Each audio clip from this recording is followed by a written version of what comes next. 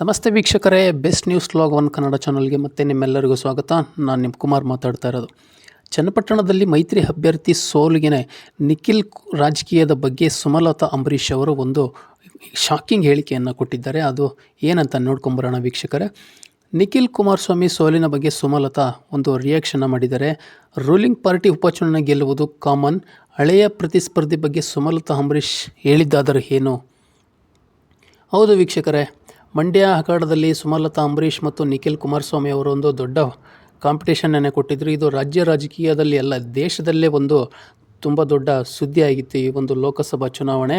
ಹಾಗಾಗಿ ಈಗ ಒಂದೇ ಪಕ್ಷದಲ್ಲಿರೋದ್ರಿಂದ ಸುಮಲತಾ ಅಂಬರೀಷ್ ಮತ್ತು ನಿಖಿಲ್ ಕುಮಾರಸ್ವಾಮಿ ಮತ್ತು HD ಕುಮಾರಸ್ವಾಮಿ ಅವರು ಈಗ ನಿಖಿಲ್ ಕುಮಾರಸ್ವಾಮಿ ಅವರ ಸೋಲಿನ ಬಗ್ಗೆ ಒಂದು ಹೇಳಿಕೆಯನ್ನು ಕೊಟ್ಟಿದ್ದಾರೆ. ಒಂದು ಕಾಲದಲ್ಲಿ ಮಂಡ್ಯದ ಲೋಕಸಭಾ ಅಖಾಡದಲ್ಲಿ ಎದುರಾಳಿಗಳಾದವರು ಸುಮಲತಾ ಅಂಬರೀಷ್ ಮತ್ತು ನಿಖಿಲ್ ಕುಮಾರಸ್ವಾಮಿ. 2019 ಲೋಕಸಭಾ ಚುನಾವಣೆ ಮಂಡ್ಯದ ರಣಕಣ ಕಾವು ಪಡೆದುಕೊಂಡಿತ್ತು. ಇಂಡಿಯಾದ ಎಲ್ಲ ಕ್ಷೇತ್ರಗಳು ಬಿಟ್ಟರೆ ಮಂಡ್ಯ ಒಂದೇ ಇದೆಯೇನೋ ಅನ್ನೋ ಮಟ್ಟಿಗೆ ಅಖಾಡವು ಸಹ ಕಾವು ಪಡೆದುಕೊಂಡಿದ್ದು ಇದು ನಮಗೆಲ್ಲರಿಗೂ ಗೊತ್ತಿರೋಂಥ ವಿಷಯ.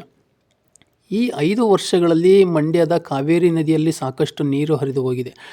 ಅಂದು ಪ್ರಚಂಡ ಶತ್ರುಗಳಾದವರು ಇಂದು ಒಂದೇ ಮಿತ್ರ ಪಕ್ಷದಲ್ಲಿದ್ದಾರೆ. ಒಬ್ಬರ ಸೋಲಿಗೆ ಇಬ್ಬರೂ ಸಹ ಮೊರಕ ಪಡುವ ಮಟ್ಟಿಗೆ ಬಂದಿದ್ದಾರೆ. ಚನ್ನಪಟ್ಟಣದಲ್ಲಿ ನಿಖಿಲ್ ಸೋಲಿನ ವಿಚಾರವಾಗಿ ಸುಮಲತಾ ಮಾತನಾಡಿದ್ದಾರೆ.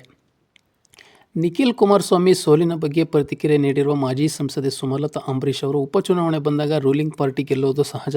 ಇದನ್ನು ನೋಡುತ್ತಾ ಬಂದಿದ್ದೇವೆ. ಯಾವುದೇ ಪಾರ್ಟಿ ಇರಲಿ, ಗೆಲ್ಲಬೇಕು ಅನ್ನೋ ಉದ್ದೇಶ ಇಟ್ಟುಕೊಂಡೇ ಹೋರಾಡುತ್ತಾರೆ. ನಿಖಿಲ್ ಸೋಲಿನ ಬಗ್ಗೆ ನಾನೇನು ರಿಯಾಕ್ಷನ್ ಕೊಡಲು ಇಷ್ಟಪಡುವುದಿಲ್ಲ. ನಿಖಿಲ್ ಇನ್ನೂ ಯುವಕ, ಒಳ್ಳೆಯ ಭವಿಷ್ಯವಿದೆ, ಒಳ್ಳೆಯದಾಗಲಿ ಎಂದಷ್ಟೇ ಸುಮಲತಾ ಅಂಬರೀಷ್ ಅವರು ಒಂದು ಹೇಳಿಕೆಯನ್ನು ಕೊಟ್ಟಿದ್ದಾರೆ.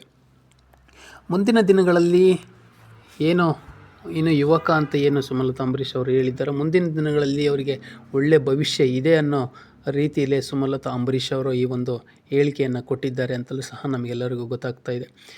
ನಿಖಿಲ್ ಕುಮಾರಸ್ವಾಮಿ ಅವರು ಸತತ 3 ಸೋಲುಗಳಿಂದ ನಿಜವಾಗ್ಲೂ ಅವರು ಮುಂದಿನ ರಾಜಕೀಯ ಭವಿಷ್ಯದ ಬಗ್ಗೆ ಈಗ ಅತಂತ್ರ ಸ್ಥಿತಿಯಲ್ಲಿದ್ದಾರೆ ಅಂತ ಸಹ ಸಹಜವಾಗಿ ಅನಿಸುತ್ತೆ. ಆದರೆ ಮುಂದಿನ ದಿನಗಳಲ್ಲಿ ಮಂಡ್ಯ ರಾಮನಗರದಲ್ಲಿ ಅವರು ಒಂದು ಪಕ್ಷವನ್ನು ಕಟ್ಟುವಂಥ ಕೆಲಸ ಮಾಡಲಿ. ಮುಂದಿನ ದಿನಗಳಲ್ಲಿ ಅವರಿಗೆ ಒಂದು ಒಳ್ಳೆಯ ಅವಕಾಶ ಇದೆ.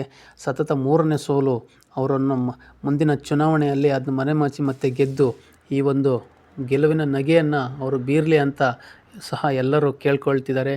ಮುಂದಿನ ದಿನಗಳಲ್ಲಿ ನಿಖಿಲ್ ಕುಮಾರಸ್ವಾಮಿ ಅವರು ಚನ್ನಪಟ್ಟಣ ಮತ್ತು ರಾಮನಗರದಲ್ಲಿ ಯಾವ ರೀತಿ ಒಂದು ಪಕ್ಷ ಸಂಘಟನೆ ಮಾಡ್ತಾರೆ ಅನ್ನೋದು ಸಹ ಎಲ್ಲ ಕಾರ್ಯಕರ್ತರಿಗೆ ಅಲ್ಲಿ ಒಂದು ತುಂಬಾ ಕ್ಯೂರಿಯಾಸಿಟಿ ಆಗಿದೆ ವೀಕ್ಷಕರೇ. ಹಾಗಾಗಿ ನಿಖಿಲ್ ಕುಮಾರಸ್ವಾಮಿಯವರು ಈ ಸೋಲಿಂದ ಕಂಗೆಟ್ಟಿಲ್ಲ ಅಂತ ಎಲ್ಲರೂ ಭಾವಿಸ್ತಿದ್ದಾರೆ. ಕ್ಷೇತ್ರದಲ್ಲಿ ತುಂಬಾ ಓಡಾಟನೂ ಈಗಲೂ ಸಹ ಅವರು ಕೈಗೊಂಡಿದ್ದಾರೆ ಅಂತಲೂ ಸಹ ಅಲ್ಲಿ ತಿಳಿದು ಬರ್ತಾ ಇದೆ.